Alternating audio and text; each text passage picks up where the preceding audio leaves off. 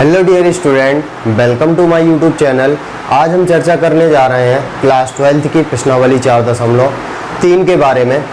ठीक है, यदि अब तक आपने हमारे चैनल को सब्सक्राइब नहीं किया तो चैनल को जल्दी से सब्सक्राइब कर लीजिए और बेल नोटिफिकेशन को दबा लीजिए। ठीक है, चलिए हम वीडियो प्रश्नावली 4.3 शुरू करने से पहले सबसे पहले हमें इस क्लास में जो भी सूत्र लगना उस सूत्र के बारे में हम देख लेते हैं। ठीक है, और कुछ नोट पॉइंट्स और नोट पॉइंट्सों के बारे में भी चर्चा कर लेते हैं। तो सबसे पहली चीज़ क्या है, इसमें महत्वपूर्ण त्रिभुज का क्षेत्रफल का एक फॉर्मूला लगना जिसको हमें याद कर लेना।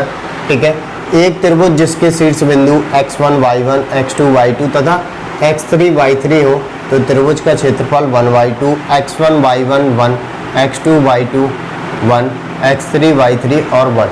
ठीक है, कुछ नोट पॉइंट्स और नोट पॉइंट्स को पढ़ लेते हैं क्योंकि क्षेत्रफल एक धनात्मक राशि है। ठीक है, क्योंकि हम जानते हैं ना कि क्षेत्रफल हमेशा धनात्मक ही होता है, इसलिए सदैव एक में सारणिक का मान जो होता है निरपेक्ष ले लेते हैं। ये जो एक लेते हैं एक निरपेक्ष मान ले लेते हैं।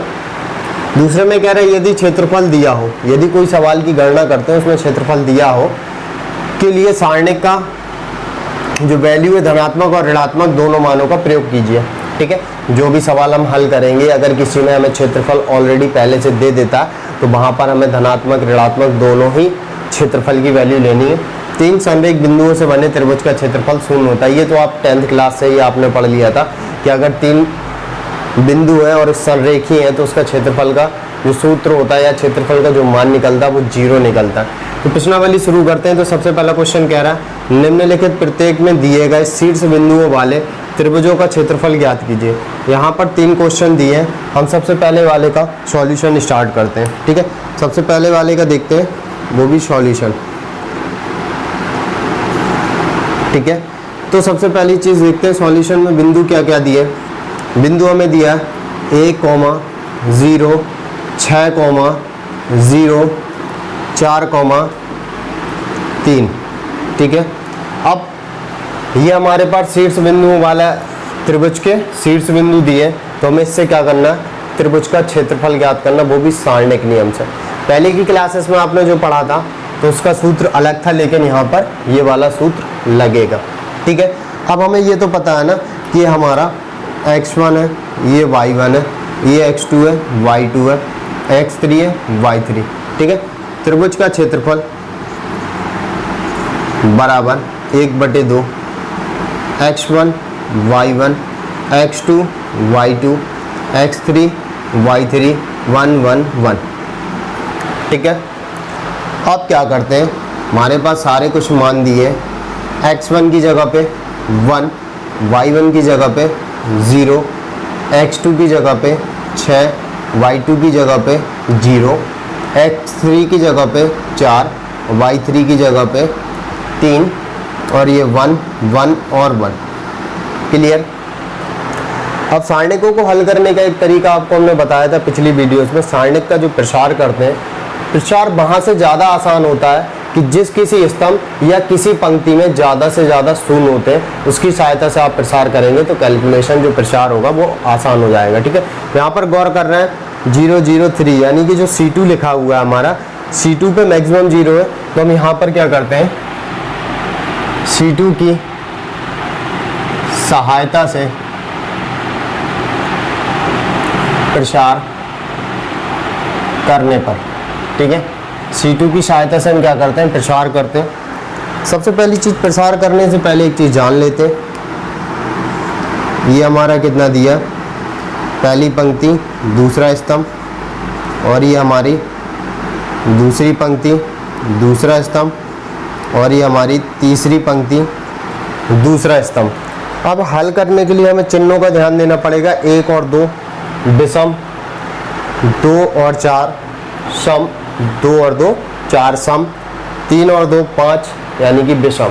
जहाँ पर सम आता है अवयव, सम स्थान पर आने वाला जो अवयव होता है यानी कि संख्या, वहाँ पर हम क्या लेते हैं, धन चिन्ह। और विषम स्थान पर आने वाला जो अवयव यानी कि संख्या होती है वहाँ पर हम लेते हैं ऋण चिन्ह। अब ये 3 है यानी कि ऋण, ये 4 है यानी कि धन, और ये 5 है यानी कि ऋण। ऋण धन ऋण यानी कि नेगेटिव पॉजिटिव नेगेटिव। ठीक है, हल करते हैं। तो 1/2 सबसे पहले हम क्या करेंगे, इस जीरो को लेंगे तो पूरा स्तंभ छोड़ना पड़ेगा हमें और पूरी पंक्ति छोड़ना पड़ेगा। तो जीरो लेंगे और वो भी नेगेटिव चिन्ह के साथ में, तो ये पूरा स्तंभ पूरी पंक्ति छोड़ेंगे तो 6 4 1 1, 6 4 1 1। तो प्लस के चिन्ह के साथ हम ये दूसरा अवयव लेंगे जीरो। अब ये जीरो लेंगे तो पूरा इसका पंक्ति छोड़ देंगे, पूरा स्तंभ, तो कितना बचेगा 1 1 4 1 1 1 4 1। इसके बाद नेगेटिव चिन्ह के साथ क्या आएगा, 3 आएगा। अब इस 3 को लेंगे तो पूरी पंक्ति छोड़ देंगे, पूरा स्तंभ, तो 1 6 1 1 1 6 1 1। ठीक है, हल करते हैं इसको। 1/2 ये तो जीरो हो जाएगा, ये भी जीरो हो जाएगा, ये -3। इसको हल करते हैं, मल्टीप्लाई करेंगे तो 1 हो जाएगा। इन दोनों का मल्टीप्लाई 6, माइनस का चिन्ह लगाते हैं। ठीक है, 1/2 -3 और -5, माइनस माइनस प्लस 15/2, यानी त्रिभुज का जो क्षेत्रफल निकला हमारा 15/2 निकला। ठीक है, अब हम दूसरे नंबर को देख लेते हैं। तो दूसरे नंबर के जो बिंदु दिए हैं वो दिए हैं 2,7, 1,1, 10,8। ठीक है, अब यहाँ पर भी त्रिभुज का क्षेत्रफल का फॉर्मूला लगाते हैं। तो 1/2 x1 y1 x2 y2 x3 y3 और ये 1 और 1। ठीक है, सारी वैल्यू को लिख लेते हैं क्योंकि हमें पता है ये x1 y1 x2 y2 x3 y3। ठीक है, तो 1/2 x1 कितना है 2, y1 कितना है 7, x2 कितना है 1, y2 कितना है 1, x3 कितना है 10 और y3 कितना है 8। ये 1 1 1। ठीक है, अब सबसे बड़ी चीज़ हम ध्यान देंगे कि यहाँ पर कोई भी जीरो नहीं दिख रहा है। अब जब जीरो नहीं दिख रहेंगे तो हम किसी भी, यानी कि किसी भी पंक्ति, किसी भी स्तंभ की सहायता से इसका प्रसार कर सकते हैं। तो हम यहाँ पर लिखते हैं R1 की सहायता से प्रसार करने पर। ठीक है, R1 की सहायता से करेंगे तो सबसे पहले ये 2 लेंगे। ठीक है, यानी कि 1/2। सबसे पहले ये 2 लेंगे क्योंकि ये क्या होता है, हम अवयवों के बारे में लिख दें। पहली पंक्ति पहला स्तंभ, पहली पंक्ति दूसरा स्तंभ, पहली पंक्ति तीसरा स्तंभ। 1 और 1 2, 1 और 2 3, 1 और 3 4, यानी सम विषम सम, यानी कि प्लस माइनस प्लस। ठीक है, इस प्रकार से क्या आएंगे, चिन्ह आएंगे। सबसे पहले हम क्या करेंगे, 2 को लेंगे तो ये पूरा स्तंभ छोड़ेंगे और फिर पूरी पंक्ति छोड़ देंगे। तो कितना बचेगा 1 8 1 1। इसके बाद माइनस का 7 करके लेंगे तो ये पूरी स्तंभ छोड़ देंगे, पूरी पंक्ति। तो 1 10 1 1 1 10 1 1। क्लियर। इसके बाद क्या करेंगे, प्लस करके हम 1 ले लेंगे, ये वाला पूरा स्तंभ और पूरी पंक्ति छोड़ेंगे। 1 10 1 8 1 10 1 8। ठीक है, तो 1/2 2, इन दोनों का मल्टीप्लाई 1, इन दोनों का मल्टीप्लाई 8, तो माइनस का हो जाएगा। माइनस का 7, इन दोनों का मल्टीप्लाई 1, इन दोनों का मल्टीप्लाई 10। इसके बाद ये 1, इन दोनों का मल्टीप्लाई 8, इन दोनों का मल्टीप्लाई 10। ठीक है, 1/2 यानी कि 2 इंटू माइनस का 7 माइनस का 9, 1 10 में से 8 गया, माइनस का 2। क्योंकि नेगेटिव चिन्ह आने की वजह यह है कि बड़ी संख्याएं क्या है, माइनस की, इसलिए जोड़ने घटाने की प्रक्रिया में बड़ी संख्या के अकॉर्डिंग चिन्ह आता है। 7 दूनी 14, माइनस माइनस प्लस, 9 7 63 और माइनस का 2। ठीक है, अब इन दोनों को जोड़ेंगे तो 1/2 प्लस का 63 और ये माइनस का 16। ठीक है, अब घटाएंगे, 13 में से 6 गया 7 और 5 में से 1 गया 4/2, यानी कि त्रिभुज का जो क्षेत्रफल निकलेगा यहाँ पर वो निकलेगा 47/2। क्लियर? तो वीडियो को आप पॉज करके इसे नोट कर लीजिए। पहले का हम तीसरे नंबर देखते हैं। तो पहले के तीसरे नंबर पे भी हमें क्या करना है, त्रिभुज का क्षेत्रफल बताना है। तो ये हमारा x1 ये y1, ये x2 y2, x3 y3। क्या करेंगे, त्रिभुज का जो क्षेत्रफल होता है 1/2 x1 y1, x2 y2, x3 y3 और ये 1 और 1। ठीक है, सारी वैल्यू रख लेंगे। 1/2 x1 हमारा कितना है -2, y1 -3, x2 3, y2 2 और x3 -1, y3 -8, ये 1 1 और 1। अब इसको भी हम किसी की भी सहायता से हल कर सकते हैं। तो हम इसको करते हैं, प्रथम पंक्ति की सहायता से हल करते हैं। ठीक है, तो क्या करेंगे, R1 की सहायता से प्रसार करने पर, ठीक है, R1 की सहायता से जब प्रसार करेंगे तो अभी जस्ट करके आए पिछले क्वेश्चन में। पहले इसको लेंगे, पहली पंक्ति पहला स्तंभ, फिर इसको लेंगे पहली पंक्ति दूसरा स्तंभ, फिर इसको लेंगे पहली पंक्ति तीसरा स्तंभ, सम विषम सम। ठीक है, यानी कि प्लस माइनस प्लस। ठीक है, क्या करेंगे 1/2, सबसे पहले माइनस के 2 को लेंगे हम।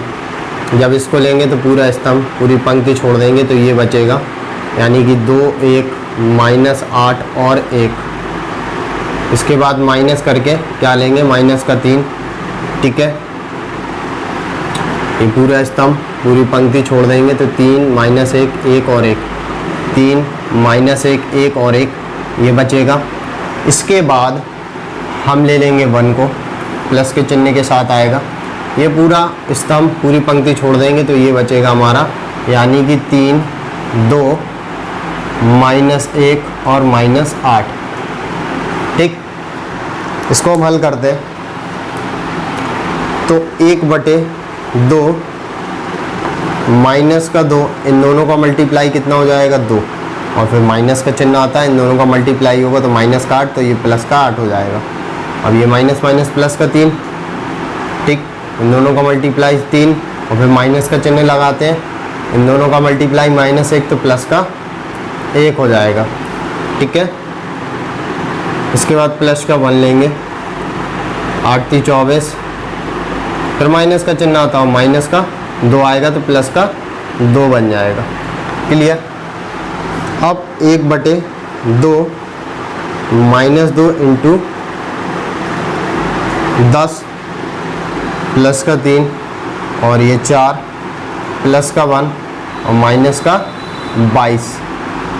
ठीक है, 1/2 माइनस का 20, 4 3 12 और माइनस का 22। 1/2 माइनस माइनस जुड़ गए, यानी कि माइनस का 42।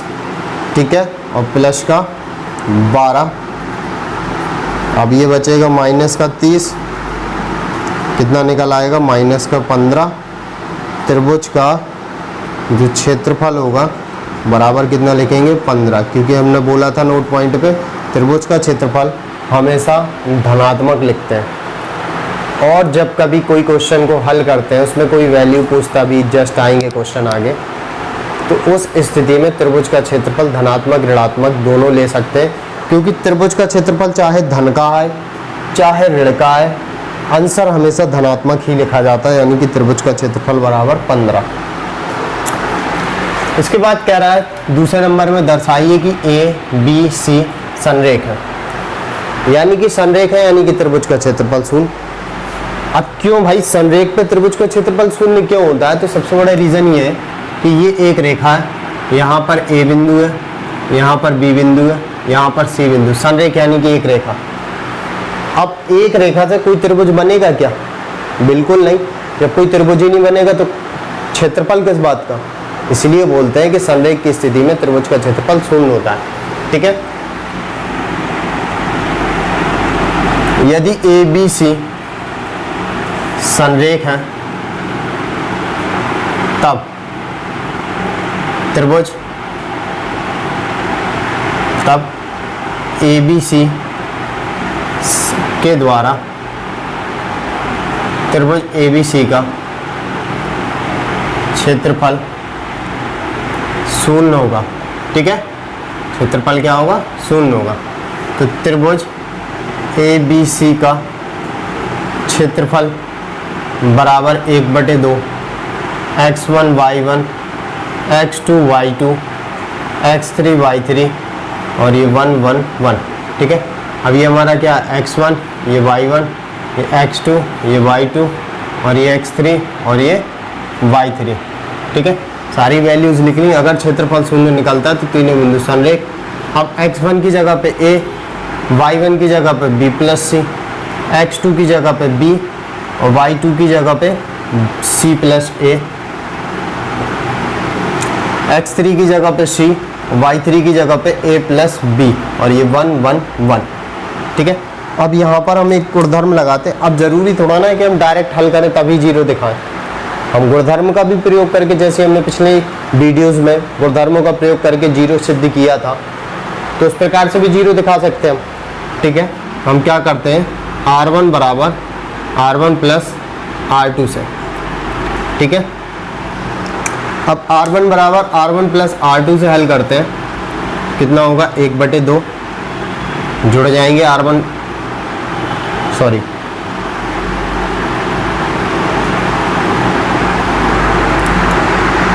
ये हमें करना है C1 बराबर C1 प्लस C2। ठीक है, तो करते हैं हल। C1 plus C2 A plus B plus C, C1 plus C2 A plus B plus C, C1 plus C2 A plus B plus C, क्रम से लिख लिया हमने। अब ये B plus C, C plus A plus B और ये 1 1 1। ठीक है, अब हमें एक चीज़ दिख रही है कि हमारा जो C1 है उनमें A plus B plus C common दिख रहा है, तो हम क्या करेंगे, C1 से A plus B plus C उभयनिष्ठ लेने पर, ठीक है, दिख रहा है C1 में से हम क्या कर रहे हैं, A plus B plus C उभयनिष्ठ निकालेंगे जब, कितना हो जाएगा, A plus B plus C बटे 2, ये 1 और ये 1, B plus C, C plus A plus B, 1 1 1। ठीक है, अब यहाँ पर लिखेंगे चूंकि C1 तथा C3 के संगत अवयव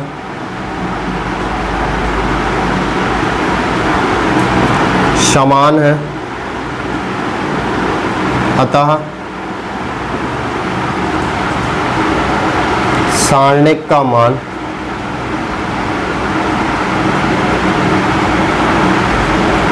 शून्य होगा। अर्थात बोलेंगे त्रिभुज ABC का क्षेत्रफल बराबर 1/2 इंटू 0 यानी कि 0। ठीक है, अब क्या लिखेंगे, चूंकि त्रिभुज का क्षेत्रफल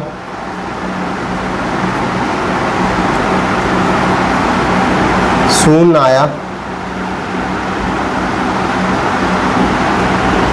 अतः ABC संरेख है। यही बोला था ना, यदि कोई तीन बिंदु आपस में संरेख होती है तो त्रिभुज का क्षेत्रफल क्या होता है, शून्य। त्रिभुज का क्षेत्रफल शून्य निकला तो कंफर्म हो गया ना कि त्रिभुज का क्षेत्रफल शून्य आया, अतः ABC संरेख है। ठीक है, तो आप वीडियो को पॉज कर लीजिए और नोट कर लीजिए। तीसरे नंबर को देखते हैं, तो तीसरे नंबर में बोल रहा प्रत्येक में k का मान ज्ञात कीजिए यदि त्रिभुजों का क्षेत्रफल 4 वर्ग इकाई है जहां शीर्ष बिंदु निम्नलिखित है। तो सबसे पहले वाले का हम सॉल्यूशन देखते हैं। ठीक है, ये x1, ये y1, ये x2 y2, अब ये x3 y3। त्रिभुजों का क्षेत्रफल ऑलरेडी यहाँ पर 4 वर्ग इकाई दिया है और नोट पॉइंट में हमने आपको स्पष्ट किया था, कभी भी त्रिभुज का क्षेत्रफल सवालों में दिया आता है तो उसको हम धनात्मक और ऋणात्मक दोनों तरीके से लेकर हल करते हैं। ठीक है, तो हम सबसे पहले क्या करते हैं, शीर्ष बिंदुओं का क्षेत्रफल, सबसे पहले हम क्या करते हैं, क्षेत्रफल निकालते हैं। 1/2 x1 y1 x2 y2 x3 y3 और ये 1 1 और 1। ठीक है, सबसे पहले हम क्षेत्रफल निकालते हैं। क्या निकालता है हमारा, 1/2 x1 हमारा कितना k, x2 कितना y1 कितना है 0, x2 कितना है 4, y2 कितना है 0, x3 कितना है 0 और y3 कितना है 2 और ये 1 1 और 1। ठीक है, अब हमने क्या बताया था, आसान वहाँ से हो जाता है जहाँ से किसी भी स्तंभ या पंक्ति में ज़्यादा से ज़्यादा शून्य होते हैं। तो यहाँ पर हमें स्पष्ट दिख रहा है C2 की सहायता से प्रसार करने पर। ठीक है, अब C2 की सहायता से प्रसार करेंगे, पहले ये फिर ये फिर ये। अब ये कौन सा है, पहली पंक्ति दूसरा स्तंभ, दूसरी पंक्ति दूसरा स्तंभ और दूसरी पंक्ति तीसरी पंक्ति दूसरा स्तंभ, यानी कि 1 और 2 3, 2 2 4, 3 2 5, सम वो विषम सम सम। ठीक है, तो ये विषम यानी कि माइनस का चिन्ह, सम यानी कि प्लस का चिन्ह, विषम यानी कि माइनस का चिन्ह, नेगेटिव पॉजिटिव नेगेटिव। ठीक है, 1/2 सबसे पहले हम क्या करेंगे, 0 को लेंगे, पूरा स्तंभ और पंक्ति छोड़ देंगे तो कितना बचेगा, 4 0 1 1, 4 0 1 1। ठीक है, पहले नेगेटिव और फिर क्या करेंगे प्लस, यानी कि 0 लेंगे इसको। अब ये लेंगे तो पूरा पंक्ति पूरा स्तंभ छोड़ देंगे, K1 0 1, K1 0 1। इसके बाद क्या कर लेंगे, हम 2 ले लेंगे, वो भी नेगेटिव करके, क्योंकि पॉजिटिव नेगेटिव वो नेगेटिव पॉजिटिव नेगेटिव। इसके बाद 2 ले लिया माइनस करके, तो पूरी पंक्ति पूरा स्तंभ छोड़ेंगे तो K4 और 1 और 1। ठीक है, 1/2 ये 0 और ये भी 0, माइनस का 2 और ये कितना हो जाएगा K और इन दोनों का मल्टीप्लाई 4। ठीक है, अब 1/2, अब क्या बचेगा, माइनस का 2 या माइनस का 2 और K -4। ठीक है, -2 कैंसिल हो जाएगा तो माइनस का K -4 और माइनस का अंदर गुणा कर देंगे तो माइनस का K प्लस का 4, या फिर लिख सकते हैं 4 - K। चूँकि त्रिभुज का क्षेत्रफल बराबर 4 वर्ग इकाई। ठीक है, अब त्रिभुज का क्षेत्रफल 4 वर्ग इकाई दिया, यानी कि 4 - K बराबर प्लस माइनस का 4। हमने बोला था ना कि त्रिभुज का क्षेत्रफल धनात्मक ऋणात्मक दोनों लेते हैं। तो हम क्या करेंगे, पहले धन चिन्ह से, पहले धन चिन्ह से लेंगे तो 4 - K बराबर 4, -K बराबर 4 - 4, यानी कि -K बराबर 0, यानी कि K बराबर 0। ठीक है, एक वैल्यू ये आ गई। ठीक है, और इस तरफ हम लिख लेते हैं पुनः ऋणात्मक चिन्ह से। अब ऋणात्मक चिन्ह लेंगे तो 4 - K बराबर माइनस का 4, -K बराबर माइनस का 4 माइनस का 4, -K बराबर माइनस का 8, माइनस माइनस कट गया, यानी कि K बराबर 8। यानी कि K की कितनी वैल्यू निकलेंगे, 2 वैल्यू, यानी कि क्षेत्रफल धन लेने पर 0 और क्षेत्रफल ऋण लेने पर 8, यानी कि K की कितनी वैल्यू निकालेंगे हमारी 2। अब देखते हैं हम दूसरे नंबर को, तो ये भी हमारे क्या हो गया, x1 y1, ये x2 y2 और ये x3 y3। ठीक है, अब हम क्या करेंगे, त्रिभुज का क्षेत्रफल 1/2, इनकी वैल्यूज डायरेक्ट इस सूत्र में पुट करेंगे तो x1 की जगह -2, y1 की जगह 0, x2 की जगह पे 0, y2 की जगह पे 4, x3 की जगह पे 0, y3 की जगह पे K और ये 1 1 और 1। ठीक है, अब हम क्या करेंगे, इसको किसकी सहायता से प्रसार करते हैं, C1 पे मैक्सिमम 0 है तो C1 की सहायता से हम क्या कर देते हैं, प्रसार कर देते हैं। तो लिखेंगे C1 की सहायता से प्रसार करने पर, ठीक है। C1 की सहायता से हम क्या करते हैं, प्रसार करते हैं।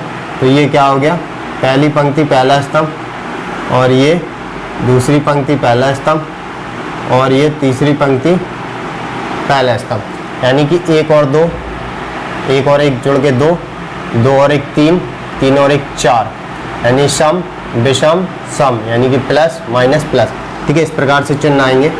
तो 1/2, सबसे पहले हमने क्या किया, माइनस का 2 लिया, और किस चिन्ह के साथ आएगा, प्लस के ही, तो ऑलरेडी प्लस ही है क्योंकि माइनस है ना, तो उसी के अकॉर्डिंग माइनस आया। अब ये 2 लिया तो पूरा स्तंभ और पूरी पंक्ति छोड़ेंगे, तो 4 1 के 1, तो 4 1 और के 1 बचेगा।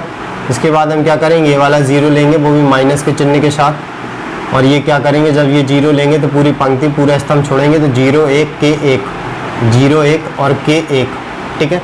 अब ये वाला 0 लेंगे, वो भी प्लस के चिन्ह के साथ, ये पूरी पंक्ति पूरा स्तंभ छोड़ देंगे, ठीक है। तो कितना हो जाएगा, 0 4 और 1 और 1, ठीक है। इस प्रकार से हो जाएगा। का आ रहा है,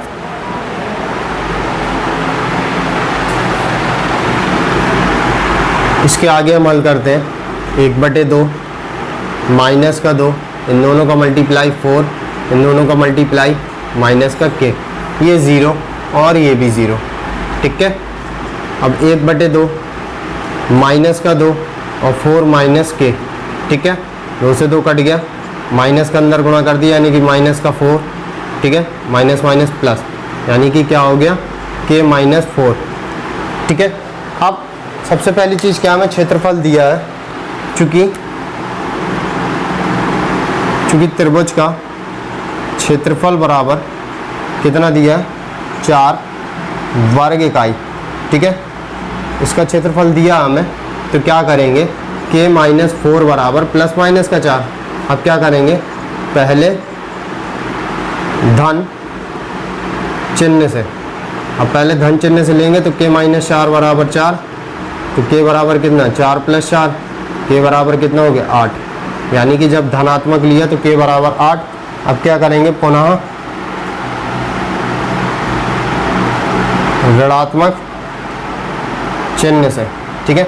और जब ऋण चिन्ह लेंगे तो k -4 बराबर -4, और ये भी माइनस, ये भी माइनस, यानी k बराबर 0, यानी कि जब हमने ऋण लिया तो 0, ठीक है। तो वीडियो को पॉज करके आप इसे नोट कर लीजिए। अब हम देखते हैं चौथे नंबर में कह रहा है, पहले नंबर पे सारणिकों का प्रयोग करके 1, 2, 3, 6 को मिलाने वाली रेखा का समीकरण ज्ञात कीजिए, ठीक है। पहले 1 का सॉल्यूशन करते हैं। क्या कह रहा है, 1, 2 और 3, 6 को मिलाने वाली रेखा का समीकरण हमें क्या करना, सारणिकों का प्रयोग करके सिद्ध करना। अब सारणिकों को हल करने के लिए हमें त्रिभुज का क्षेत्रफल फाइंड करना पड़ेगा, और त्रिभुज के क्षेत्रफल के लिए हमें 3 बिंदु चाहिए। अब 3 बिंदु का मतलब क्या, कि ये रेखा है, इस रेखा पर मान लेते हैं हम कोई बिंदु x y है, ठीक है। तो हम क्या करते हैं, माना रेखा पर कोई बिंदु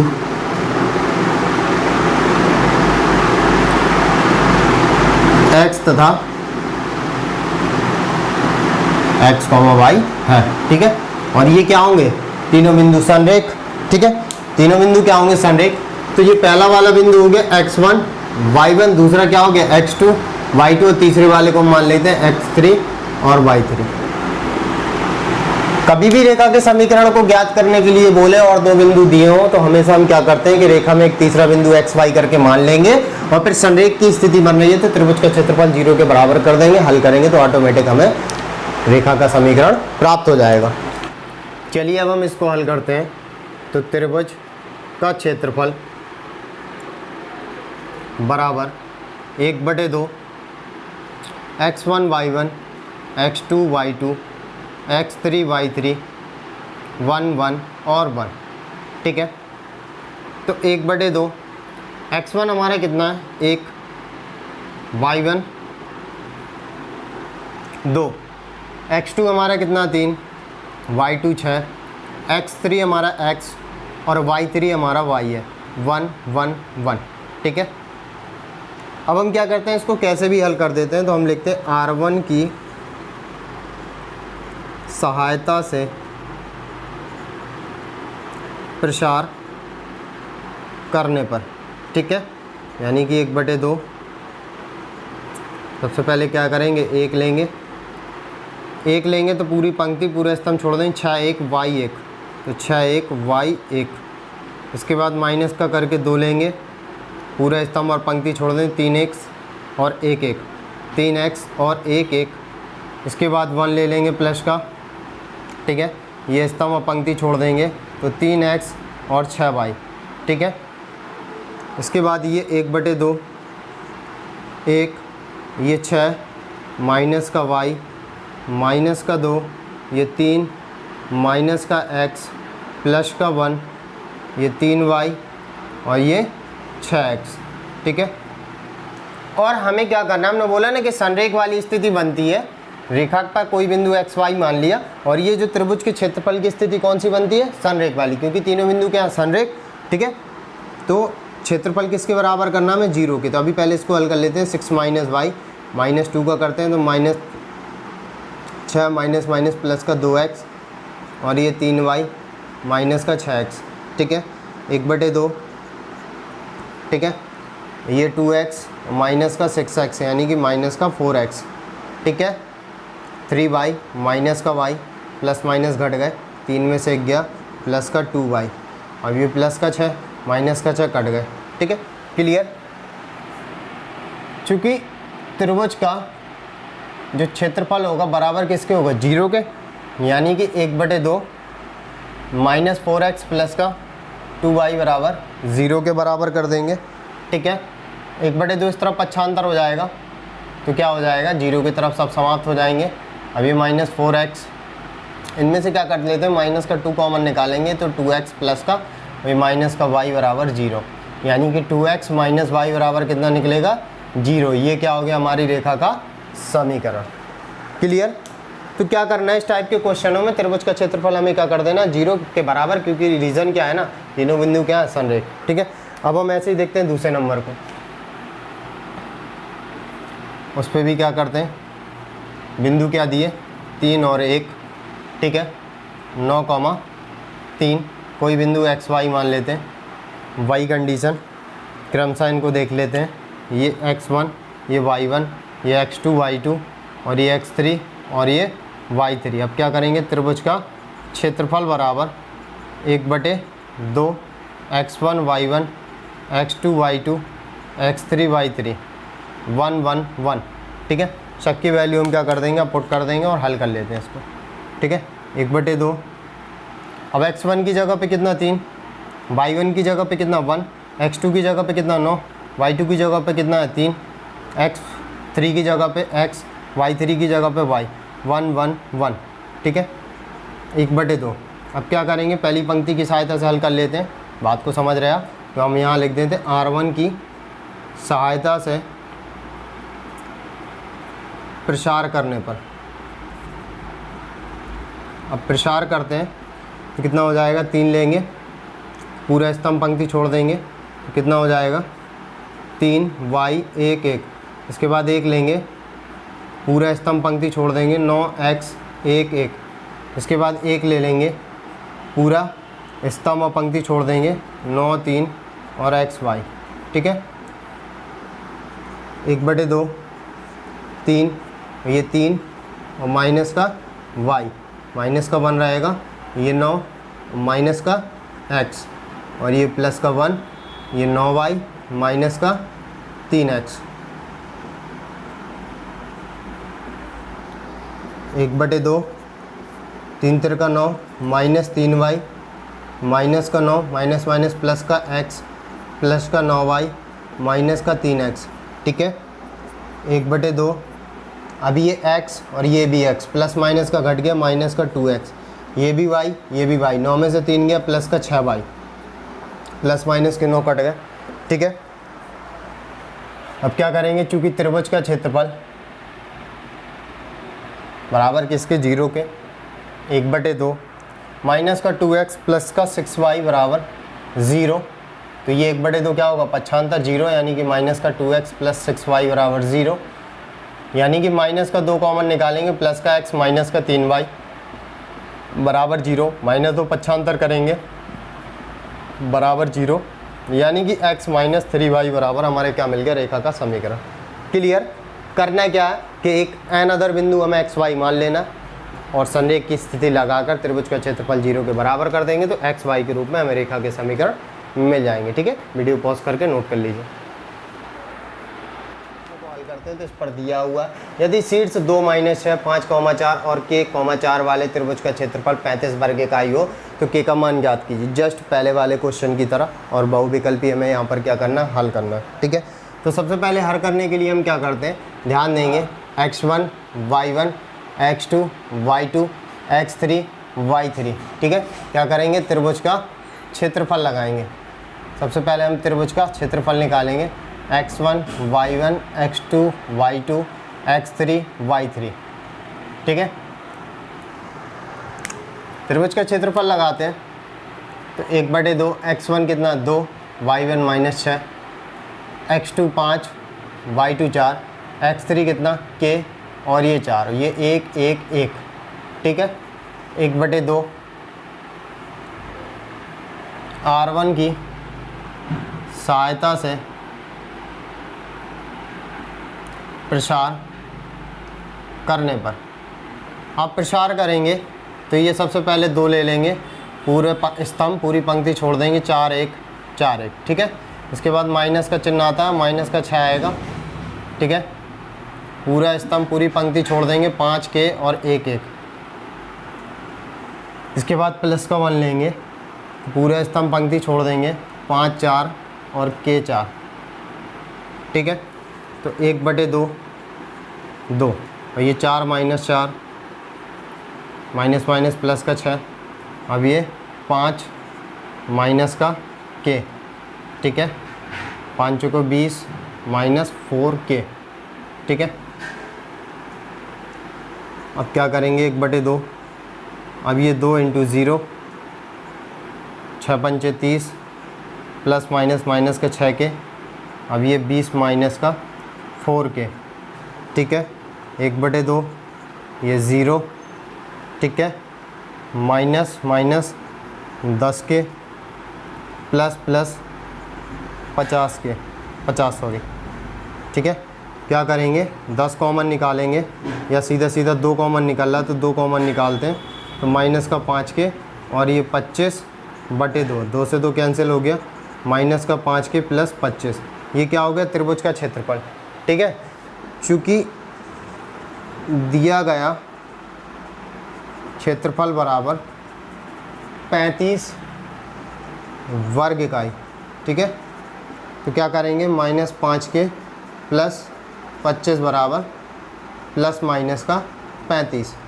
हमने बताया था प्लस माइनस लेते हैं, माइनस अब क्या करेंगे, पहले धन चिन्ह से, पहले धन चिन्ह लेंगे तो माइनस का 5k प्लस 25 बराबर 35, माइनस का 5k बराबर 35 माइनस 25, माइनस का 5k बराबर 10, तो k बराबर 10 बटे माइनस का 5 और k बराबर कितना निकलेगा, माइनस का 2।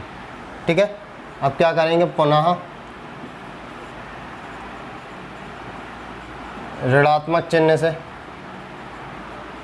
चिन्ह से निकालेंगे तो माइनस का 5k प्लस 25 बराबर माइनस का 35, माइनस का 5k बराबर माइनस का 35 माइनस का 25, माइनस 5k बराबर कितना हो जाएगा, माइनस का 60, माइनस माइनस कट गया, 5 से काटेंगे यानी k बराबर 12, यानी कि 2 मान निकल आए हमारा, k का 12 और k का -2, यानी कि ऑप्शन हमारा कौन सा सही होगा, डी ऑप्शन। ठीक है, वीडियो पॉज करके नोट कर लीजिए।